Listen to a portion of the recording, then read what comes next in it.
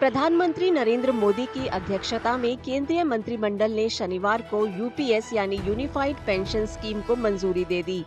UPS कर्मचारियों को pension की गारंटी देती है। इससे केंद्र सरकार के 23 लाख कर्मचारियों को फायदा मिलेगा। जो कर्मचारी यूपीएस को चुनेंगे उन्हें 25 साल की सर्विस के बाद रिटायरमेंट से पहले के 12 महीनों की औसत बेसिक सैलरी का 50% पेंशन के तौर पर मिलेगा। अच्छी बात यह है कि यूपीएस चुनने वाले कर्मचारियों पर कोई बोझ नहीं पड़ेगा। कर्मचारी का कंट्रीब्यूशन 10% रहेगा, जबकि सरकार का 14 से बढ़कर 18.5% हो जाएगा। वो वन टाइम ऑप्शन दे सकते हैं कि वो एनपीएस में रहना चाहते हैं या यूपीएस में।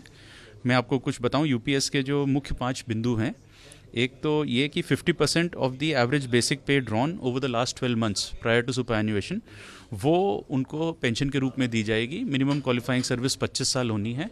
यदि किसी की 10 साल भी है तो उसको प्रोपोर्शनेटली उस हिसाब से पेंशन मिलेगी।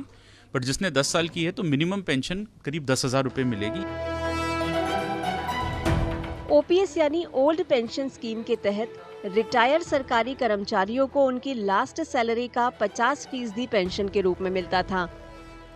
महंगाई भत्ते की दर बढ़ने के साथ ये अमाउंट बढ़ जाता था। एनपीएस में कर्मचारी बेसिक सैलरी का 10% देते हैं, जबकि सरकार 14% का योगदान देती है। दूसरी ओर यूनिफाइड पेंशन स्कीम में 18.5% सरकारी योगदान है। यूपीएस के तहत महंगाई राहत औद्योगिक श्रमिकों के लिए all India consumer price index पर बेस्ड होगी। So the difference between the old pension and the new pension scheme was that in the OPS, government employees got a fixed assured amount of pension, which was pegged to their last drawn salary.